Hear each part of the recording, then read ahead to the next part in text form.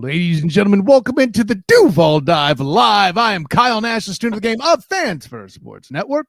And I'm Travis Holmes with BigCatCountry.com.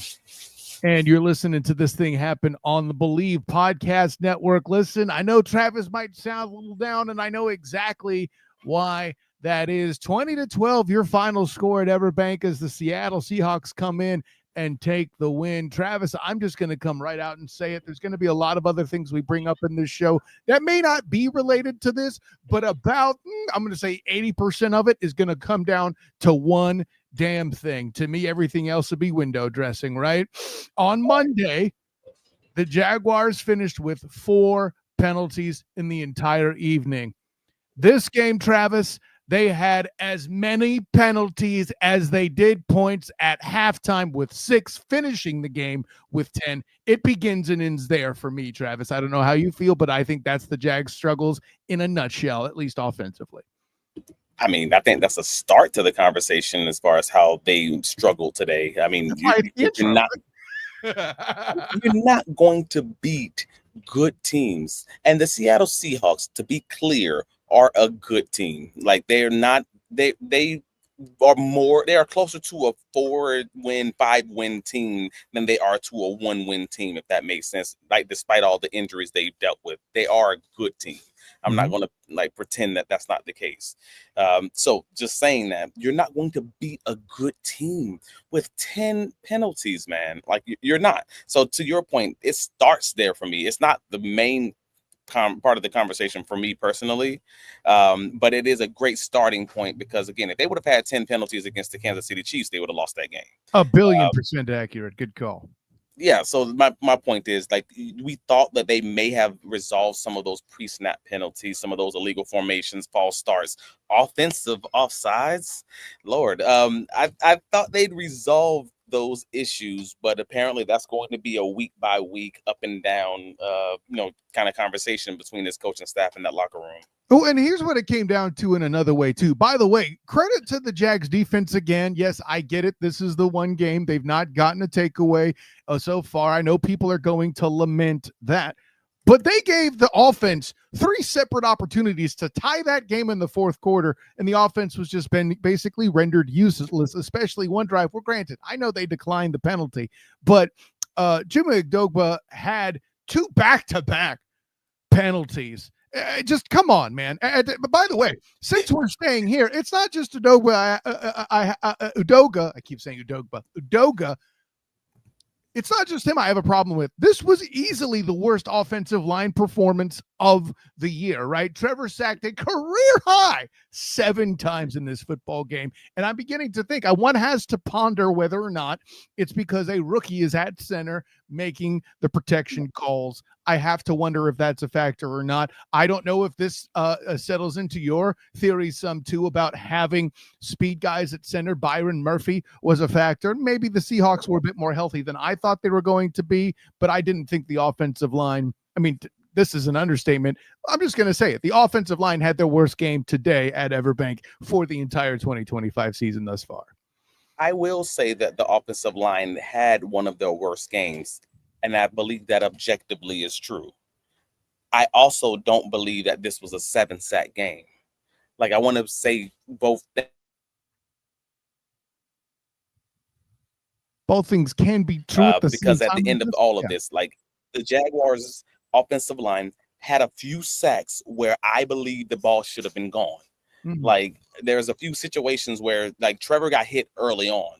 So I think that maybe his clock was a little bit off, maybe got a little bit, happy feet as far as that's concerned, where there were checkdowns that you started seeing in the second half of the game that were sacks earlier in the game.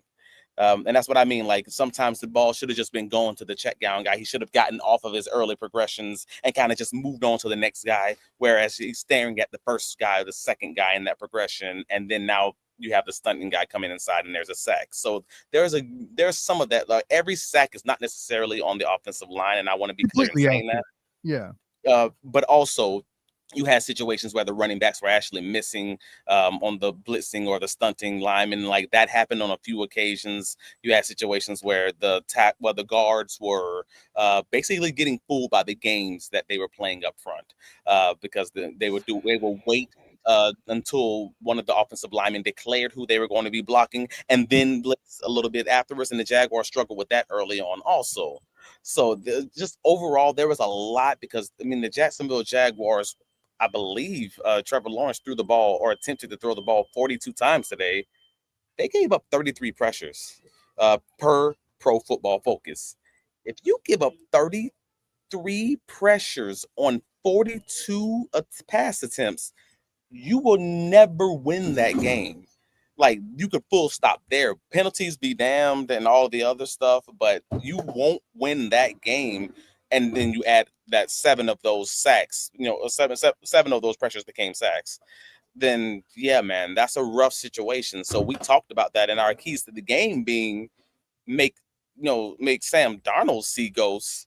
And I don't think Trevor Lawrence saw ghosts, but they basically did the equivalent of that. Like, they put that man under ridiculous amount of pressure, and it was often when there was just 4 rushers, and that's just a bad combination, unfortunately. Well, yeah, and that's why I put so much of it on the offensive line. And to your point, there is a delayed blitz is a thing, waiting for the O lineman to commit. All that, I get it. But for me, I'll put it this way: I don't think this is the best defensive line they faced all year. I would give that to the Texans personally. That's today. Funny. I actually have the exact opposite thought. Oh, okay. I thought this wasn't the most dominant. Go ahead. I didn't think this was the most dominant offense because this is your area. I want to be real clear. This is your area as far as the offensive line, defensive line talk. And from my defensive back perspective, I thought this was the most dominant defensive line that they faced this season because I thought there was not one guy that you have to stop, one guy that you have to say, all right, running back, you help with this dude. There are multiple guys who are just above average that can beat you. That's a good point. They might be better in the aggregate, which is what makes them dangerous. I don't feel like there's a weaker spot. And again, I mentioned this earlier, and you probably watched a bit more tape on the Seahawks than I do. Let's be perfectly transparent about that. But for my money, I didn't think DeMarcus Lawrence was going to make it into this game after seeing him have a hamstring injury. It turns out he did, right? That's one thing that certainly can improve things. And listen, I'm one of the few non-Cowboy fans that thought DeMarcus Lawrence got a bit of a bad rap in Dallas. It's not that he was bad or was producing to the level they wanted. I thought he was always a solid guy. And when he left Dallas, I knew he'd still be able to contribute. Think kind of like a Clowney style dude, right? Jadeveon Clowney as somebody who's going to have a long career, maybe not at one place, but will always be a contributor in that place because everybody always needs pass rushers. But I mean, let's talk about the other elephant in the room when it comes to the Jags. Jackson Smith-Njigba, I get it. He's a bad man. But this dude popped off for 162 yards, including his career highest catch on the day over the new acquisition, I might add, in Greg Newsome. I don't think this impacts it, but I'm going to ask you the question because you know this world more than I do. Tyson Campbell's departure this week. We talked about it Wednesday night in an emergency pod, all that stuff. Do you think how much of an impact was that on the performance today? I mean, Tyson Campbell personally himself struggled today. Like, let's be real clear. Correct. Like, he struggled in Cleveland mightily today. But Greg Newsome on his first snap for the Jacksonville Jaguars gave up a 61-yard touchdown to Jackson Smith-Njigba. And Coach Coen talked about it in this post game. Like, they ran a play that is a cover 4 beater. And I'm happy he said it because it was funny because I was absolutely saying it in the press box. I'm like, that's a rough spot for that DB because he's supposed to have a little bit of safety help to the inside because it's like a cover 4 where the safety is going to help him with that's what Robert is saying right there. Newsome was supposed to have safety help from Dewey up top on the touchdown play, and it's a cover 4 beater because Dewey's also he's supposed to assist on the run support. So that's that when you're in cover 4, like you're supposed to have a little bit of a little bit of extra run support from the safeties, but he also is going to be your inside help. So if you have a really fast guy who just runs a angle route, or in this case, a skinny post away from your coverage, because your corner has outside leverage, he's lined up, a half yard or a yard outside of the receiver, then all he's got to do is run away from him, and you throw the ball away from him and over the safety help. That safety's in a rough spot. The corner's in an even worse spot. It's a hard situation. And I thought there was some play action on that particular play, and not that this happens a lot with Dewey, but I think Dewey got sucked in a little bit, and the guy is mad. Listen, this is not us dissing Jackson Smith-Njigba. We think he's an awesome receiver. Let's not get it twisted.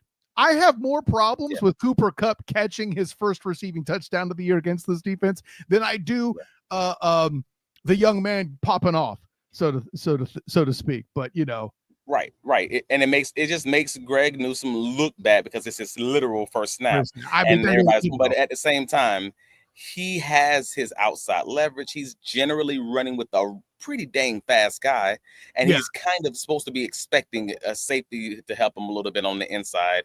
Dewey bit up because it was a play action. It was a great play call against a good coverage call. They knew it was coming, and Coen even said it. And then they later got them with the long over route. I believe it was like 30 yards when they caught them in cover 3 coverage. Going across the field. And it was something where Lloyd was passing him off. Yeah, I know the play you're talking about. Well, it's if you have cover 3 and you have the time to complete the play, right? Then it is what it is. Like you're going to, the other team's going to get paid.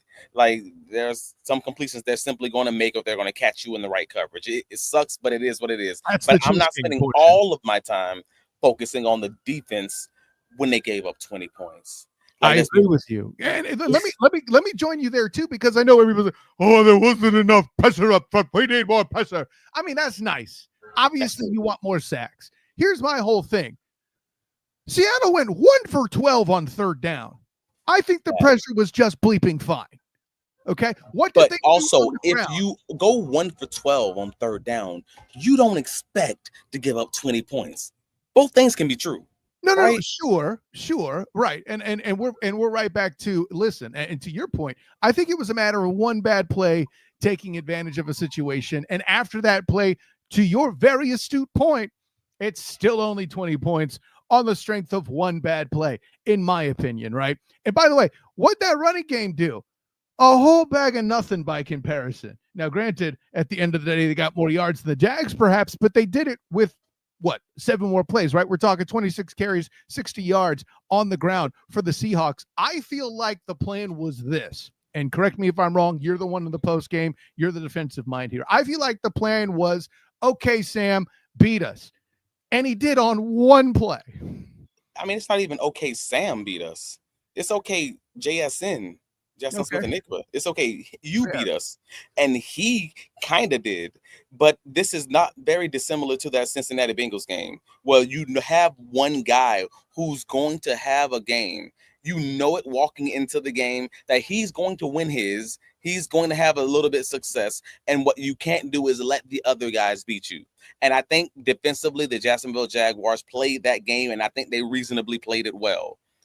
Because I think Jackson Smith-Njigba did have a good game. He had the 61-yard touchdown that that they didn't plan for that to happen, obviously. But he got his. Yeah. But outside of those, 100 yards, and again, I'm saying it like it's nothing, and it's a very big thing.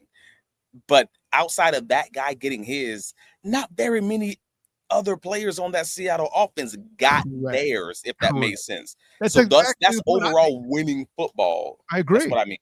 I agree 100%. And if you expect a perfect football game, you're going to be disappointed a lot. I do think the defense did enough to win. What I wanted to address was all the whiners. Oh, you need more pressure. No, it wasn't pressure today, right? They did need more pressure. Okay, sure. On early downs. Okay, sure. But if they win the game, are they still griping about that? You might be, because you're particular. I don't think these national cats do. You know what I'm saying? It's different. Now, so my point is, if you were to talk to a Seattle Seahawks fan today, and they wouldn't say we need more pressure, because they got 33 damn pressures in the game. like there's a level to this where you're saying they played well enough to win And I said the exact same thing, that the Jacksonville Jaguars defense played well enough to win, because if you give up 20 points in an NFL football game, I've said this for years, this is not relation to this specific game. You give up less than 21 points in an NFL football game, you deserve to walk away with a victory. 100%. I stand on that. But also, there are some games where your team, where you got to give up 12. Like, and the Seattle Seahawks did that today, because they put them boys in a blender up front and at quarterback. And that's exactly. sometimes that's what's necessary. I opened the show saying the offensive line had their worst game of the year. I think this is on them, and people are griping, we need more pressure on defense. No, this O-line had a rough day, dudes. That's the win here. That's it. The O-line struggled. Trevor struggled seeing the field on occasion. Like, I'm not saying it's all him. I want to be very clear. But I know Mark Schlereth thought so if you listen to the game broadcast, but that's a separate question. And O-line, that was out the O-line problems. It was insane. That was one of our keys to the game, was that they were going to have BTJ and Travis Hunter needed to go to the moon, because they were going to have so many defensive backs, out due to injury, 3 of their top 5 guys, and you're going to have those deep opportunities to complete balls, and they did. They had those opportunities. They had the deep one down the sideline where it was overthrown to De'Ami Brown. Actually, I believe they missed 2 deeper ones to De'Ami. And I'm just like, those are your opportunities that you can't miss, because if you hit those, if it's not a touchdown, it's absolutely you're in the red zone and you're probably going to score on the drive. And I think there was a third where they missed De'Ami, and that was good. That would have been good for a conversion. At the end of the day, this is why I said going into the game that they were going to have the opportunities, but I also expected them to be a little bit more aggressive. And this is the part that's not in relation to the players necessarily. It's more in relation to the play call, and or if any audibles took place, the audibles. Because if you have a team that you're playing against that has 3 starting defensive backs who are out, a team that Baker Mayfield just threw for 379 yards against last week without Mike Evans, I would think you would try to take more shots. I would think you would try to take more deep ball attempts because you had the early opportunities available that you overthrew. So if you have the time, I think you take those.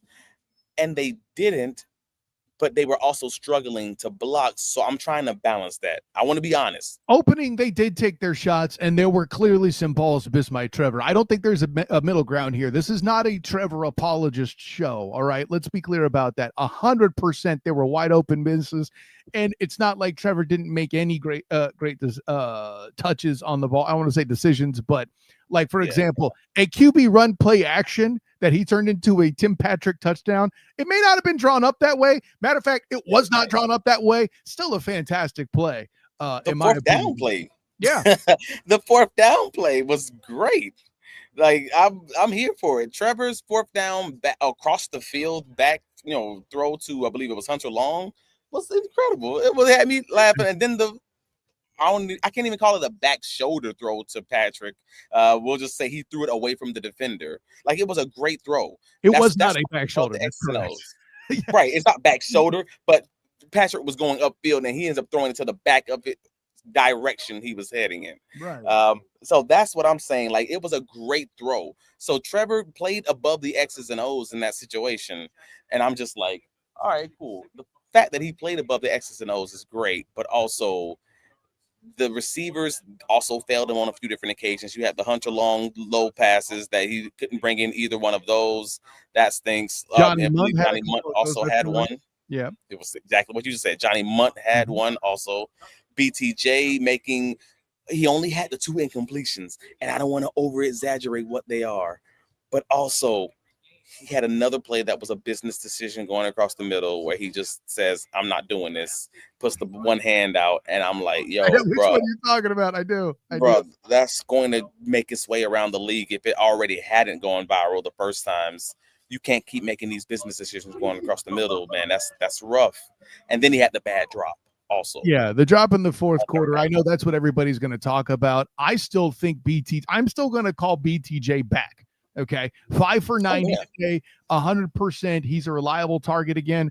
I feel like Travis Hunter and Trevor had a little trouble today. I'm not going to panic about that, but as far as connections go, that I was most surprised with, it was those two. But if we're going to get into people who suffered from mental situations, man, it's time to have that conversation. And I'm gonna lean into it first as the guy here on the Duval Devout. The Duval dive. That said, in front of the Duval Devout, you all need to throw some love at this Cam Little kid. He ain't been it lately. I get it. You were a legend in the making, and then you hit a 70-yard in preseason, and it's kind of gone downhill since, Travis. He's got at least 3 missed kicks in the fourth quarter that I can remember, and then today misses an extra point.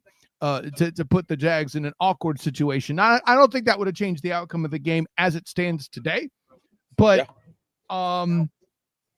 you got to feel like Coen's affected by it. Yeah, I mean, Coen spoke in his post-game availability and stated that he still has full confidence in Cam, and he doesn't really know what happened on the extra point, and that the field goal, he wasn't helped because they put them behind the sticks with the sack, obviously. I get all of that. It's a 50-yard attempt, and it's not a gimme from most kickers, but for Cam Little, I think it's reasonably. There was a day where we felt like that for Cam Little, right? We made the joke, oh, it's Cranes, he hit the 50 and the 52-yarder. Well, that's it, but the 50-yarder looked like it was potentially going to be short and wide. Like, looking at that from the press box, I'm like, oh no, he hit that badly. Like, it's not just that it was wide, it was that it was off, and it was after the mixed extra point. And I'm just like, yo, he's been off. Like, he's been off them. You had the San Francisco 49ers game situation where they didn't attempt the long field goal at the half. You know about that one. He had the halftime situation where he ended up missing like 6 of his attempts that he was trying without pressure.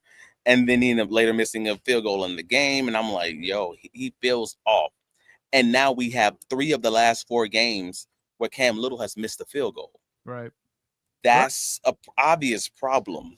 So, yeah, he's missed a field goal. He missed an extra point today.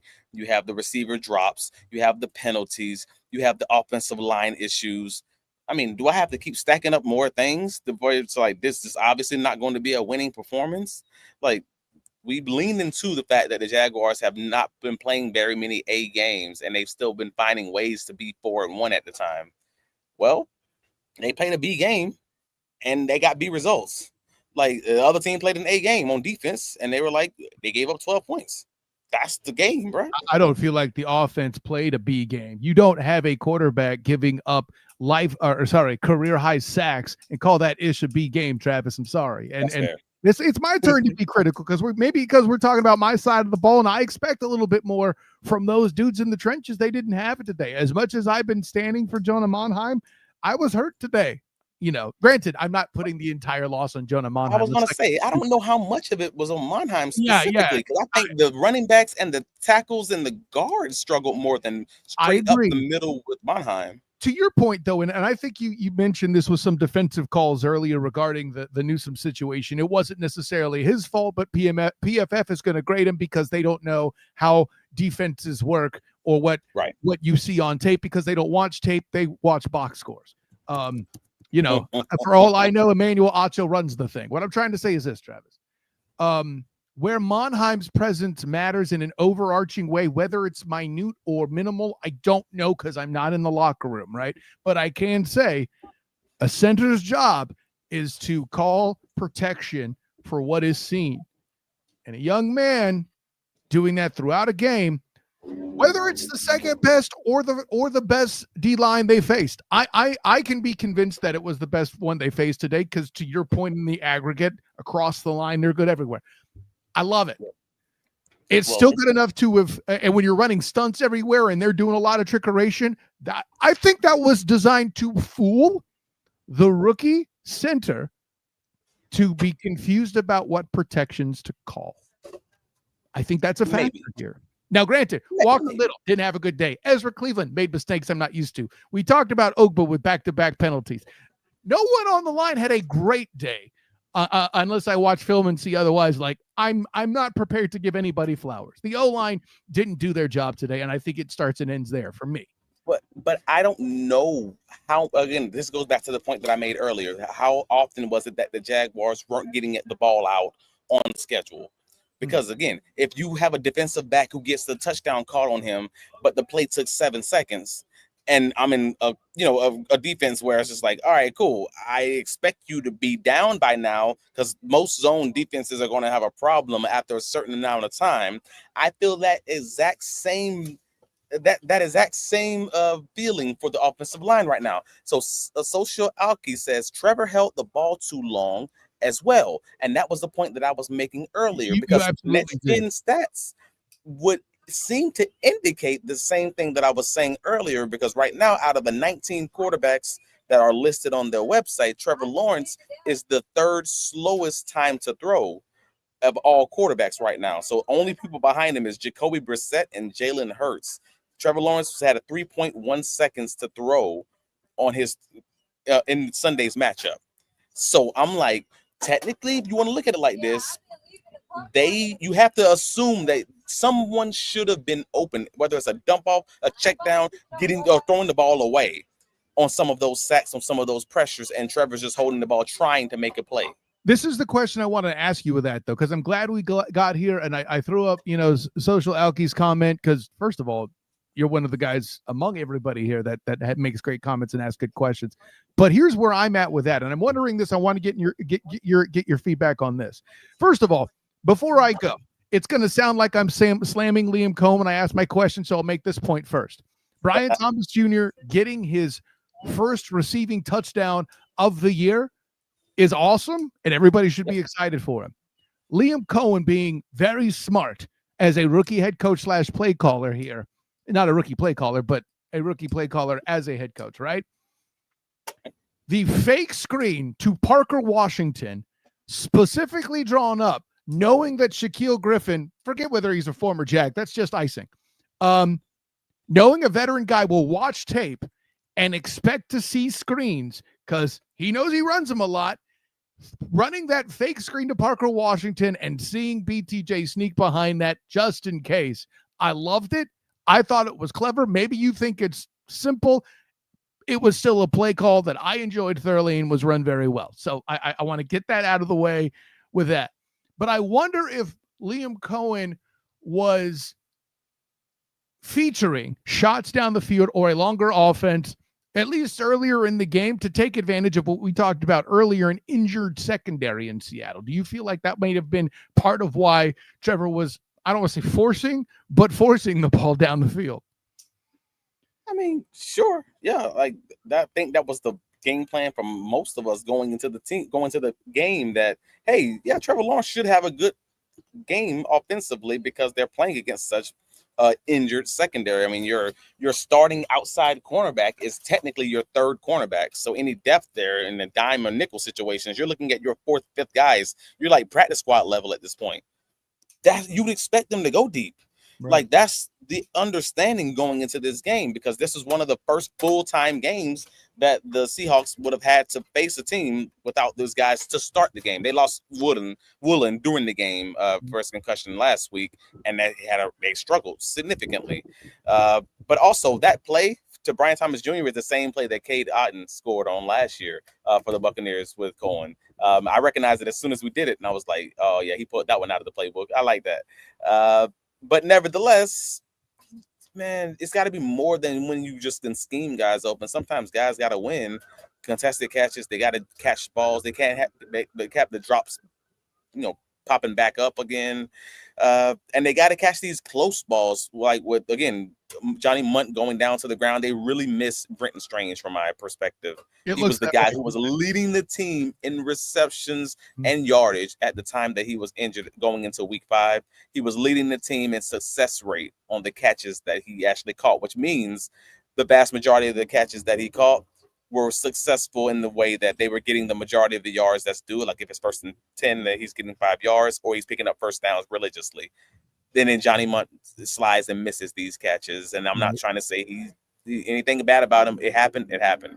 All you're saying is he's not Britton Strange, which it's not fair to ask anybody to be Britton Strange at this moment in time. And to your point, hell, the whole reason I made him the offensive player of the game in the opener against the Panthers is twice he moved first downs after the Jags shot themselves in the foot. And again, you don't agree necessarily. I still think it starts and ends with penalties and getting this team right mentally there. But yeah, there's a lot of other stuff. If they would have had, let's say, 2 penalties in this game. Now, I'm not even talking defense because they had 10 penalties overall, but only 7 of them were actually on the offense. Mm-hmm. If you were to tell me right now that the Jacksonville Jaguars offense had 2 penalties, they probably win this game. I actually will agree with you. I think that's very difficult, though. But if you were to say they had just 2 penalties, like that difference, the way they can keep these drives going, and they could avoid those 3rd and long situations that they continue to get into, I think they would have been in a much better situation with dealing with that pass rush and everything they had to go through there. But also, there was just too many negatives to stack that they just couldn't get above, whether it was the drops, whether it was the penalties, whether it was the pass rush, whether it was the lack of a run game for the 2nd week in a row, where Travis Etienne, I believe, what he had, 27 yards, 2.3 yards per carry on 12 carries. That's obviously not going to do it because Trevor Lawrence couldn't even find the ability to run in this game like last week to make up for that. So they were just that was a struggle, man. And I keep seeing it in the comments. I'm not going to pull out one commenter because I don't want anyone commenter to feel called out. But people keep bringing up Brian Thomas Jr. would have had a touchdown if it weren't for penalty. The reason BTJ scored is because the defense knew the penalty was committed. They let that dude get in there. Let's be clear. Wait, I don't know that that's true. Well, because there was an argument. There was literally an argument from like 3 or 4 people in the press box because one person was arguing, did Trevor Lawrence throw that ball because he thought it was a penalty on the defense? Because it should have been an interception also. Like, there's a little bit that you say on all the sides of this. Like, 1, was it did he think it was an offsides penalty? 2, should it have been an interception in the first place and not even a touchdown? 3, like, it ended up being a touchdown that was called back because of a penalty on offsides on Travis Hunter, which I don't even know how that happens. If you were asking the ref every play, am I on sides? Am I lined up correctly? And they give you the nod. So unless he just skipped it on that play, I don't know how that happens. Yeah, all of it, I just consider it all a wash because I don't know who was thinking what, whether the defense was thinking that was a penalty on the offense or the offense was thinking. I can't play psychologist. It wasn't a touchdown because they called it back. I don't know. Yeah, I feel like BTJ the frustrating thing that I'll say about things being called back isn't the BTJ touchdown. To me, it's a wash. The one I thought was frustrating was Parker Washington beats the dude downfield. Trevor throws an absolutely senseless ball that I have no idea what he was even trying to do, really, and it didn't matter anyway because Pogba was downfield. It was just everything was screwed up on that particular play. They got some stuff to work on. And it was a short week. I get that, but this is NFL football and this is all they do. So, and I know they know it.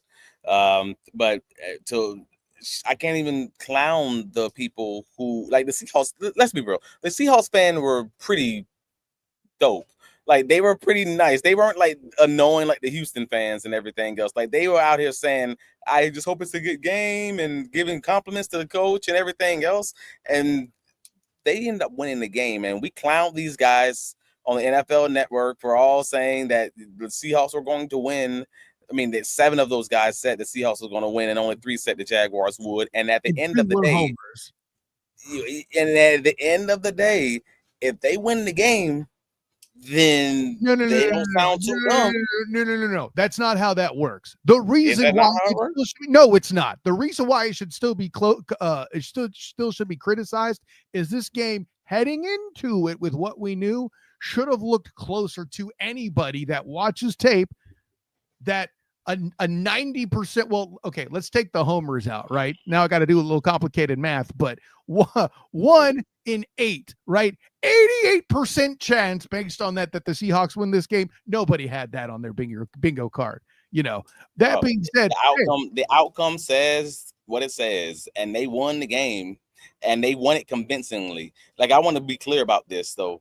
they could have won that game by 2 touchdowns had they just tried to score at the end because of the last 2 minutes. You're just going to completely negate all the opportunities the defense gave them in the fourth quarter to get back in the game. Is that what we're doing? No, I'm not. But the Jaguars offense also negated all those opportunities themselves. Correct. I don't have to negate them. They did it for me. That's why I'm back on the offensive line, man. That's why I live on. My point is, if the Jaguars defense gave them 5 3-and-outs, and then you give them 4, I'm sorry, let's flip that. We give them 4 3-and-outs, and the Jaguars offense goes 5 and out, like goes 3 out 5 times. Then I'm just like, what are we talking about? Yeah, this isn't an argument anymore. You're saying my statement for me. It's okay.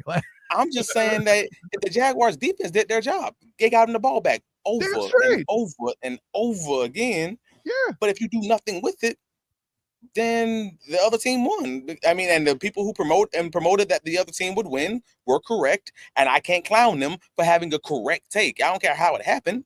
They were right. But they don't know why they were right, is my point, Travis. The statement here that Social Alky makes agrees with me. Hainsey's important. I think we learned that today. I think we always knew. Even what's that? I think we always knew he was important, though. Just not. I don't.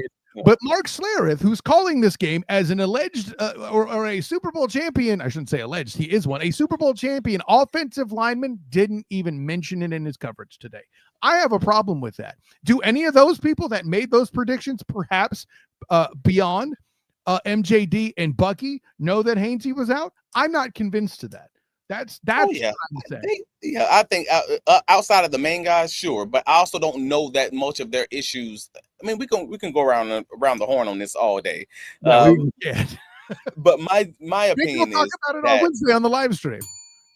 Jonah Monheim wasn't the biggest issue, because again, Trevor Lawrence has the audible authority at the line of scrimmage. He has 2 plays already, the ability to can any of these plays that come to the line. That's not how protection calls work, Travis. So I'm not talking about the protection calls. I'm talking about. When it came to Monheim, that was my point, was the protection calls, not the play calls. Audibling and all that. I'm referencing the play calls because you're saying that the protection calls come from the center. I'm saying that's not necessarily true in every offense. And that's my overall point, because I don't necessarily believe that the calls have to come from the center. I don't know that they do or don't come from the center in this offense, whether it's Trevor making the protection. We don't know the dynamic too. Like, did they try to change it with Hainsey out too? There's so many things to consider there. Absolutely correct. So overall, I'm just like, whoever it falls on, I don't care. They got to get it right. Yeah, they got it wrong today. That's the point. But that was, from my perspective, the best defensive line that the Jacksonville Jaguars have faced this season. And I think they're even better than the Rams defensive line if you're going top to bottom. Fascinating. So I still think the Jaguars could struggle with the Rams defensive line if they're anything remotely, doing anything remotely what they're doing right now. But also, you just got to play much better than what we saw today. Devin Lloyd was also dealing with something during the game where he ended up being in and out of the game on multiple different occasions. Coach Coen talked about it in his postgame, saying that he tried to play through it. He ended up coming out a few different times, going back. So Ventura Miller ended up being second on the team in tackles, and in filling in for Devin Lloyd, he ended up having 6 tackles, and Foye ends up leading the team with 9 tackles, a tackle for a lost quarterback hit, and a pass defense. So overall, those are your main guys on defense, with Eric Armstead also getting a sack. But overall, man, it's not a great performance for the offense. It was a reasonably fine performance for the defense if you can shore up those explosive plays, but that's a big if. Yeah, it's a huge if. I mean, listen, I agree with your take that it was a B, maybe even a B plus performance. Well, I won't say B plus. I would have liked maybe if they had 2 or maybe 3 sacks instead of just the 1, you could go B plus. I'm with you on that. Right, the limited pressure, the 1 sack. But the offense is good for a C minus at the highest, is my punchline. I mean, I think a C minus D will be reasonable in this situation. You have that many opportunities to win and or tie the game, and you don't. All right. Sorry, the sprinklers are coming on the field in case you think there's anything crazy going on. So this is the challenge of being live on site, folks, and sometimes the sprinklers get you. I've had that happen to me at the bounce house, buddy. I know what it is. So And somebody up in some booth somewhere is probably laughing at you. It's all good though. You handled it well there in the field, my man. If anybody's listening to the pod, make sure you go to the Duval Dive YouTube channel and see my dude Travis D. Holmes handle this thing like an absolute professional. I'm not just blowing smoke on you, champion. You handled that incredibly well. Good for you. I hope your laptop didn't get too wet. I'm good. Okay, perfect. I guess I'm a little agile these days. All right, man. I'll say this. I see this a lot in the comments. I'm going to table it for Wednesday because I know you got to get back going to put up your wrap up for bigcatcountry.com. I know I have the good, the bad, and the spotty out there on Fans First Sports Network, but I see a lot of people here saying that Campbell's absence in this game was a factor. We'll talk about it Wednesday because I don't want to spoil future show content, and I want to give you time to ponder it as the DB representative. And it's another comment we're getting a lot from our solid guys here among the Duval divers here, so I want to give them their due to examine it on Wednesday. But Travis, tell the world when you're not dodging sprinklers where you could be found. Well, I can be found on the socials, Travis D. Holmes. If you're listening to the sound of my voice, please click that like button on this stream. Also, leave a quick comment. We appreciate it very much. But also, so like and subscribe on the Duval Dive YouTube and wherever you get your podcast, rate and review us. But find my write-ups on bigcatcountry.com. We'll have the post-game write-ups just discussing everything that happened in today's game. If you don't want to read it, I understand. Click the link. But just saying. Yeah, do whatever you gotta do, but click that link. But overall, man, the Jaguars are 4-2. And if you would have guessed that heading into the season that the Jaguars could be 4-2, you would have taken it every day of the week. Absolutely. So let's keep it a buck. Let's keep it 100, and let's keep it moving. Maybe they can get that win in London heading into the bye week at 5-2 would still be a great situation. Hell, it's insane. Heading into the bye week at 4-3 is still be great. Like, let's be real. No one had that. No one had it, and that's the point. So I'm just keeping it real with you.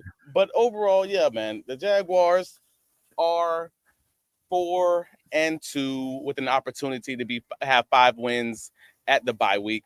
And I think it's a reasonable situation for them. So, yeah, check it out at bigcatcountry.com, Duval Dive on YouTube, and Travis D. Holmes on all the socials. Let them know where you can be found, sir. Of course, I'm Kyle Nash, the student of the game. You can find me on the Fans First Sports Network covering your Jacksonville Jaguars. The good, the bad, and the spotty's been submitted. It'll probably go up tonight or tomorrow. Make sure you check that out. Of course, my work covering the Orlando Magic, who had a preseason game today. Hey, listen, I got to go here first, but you'll see more of that work coming up here soon. Me covering the Orlando Magic with the season opener coming in the next week and a half or so. It's crazy stuff.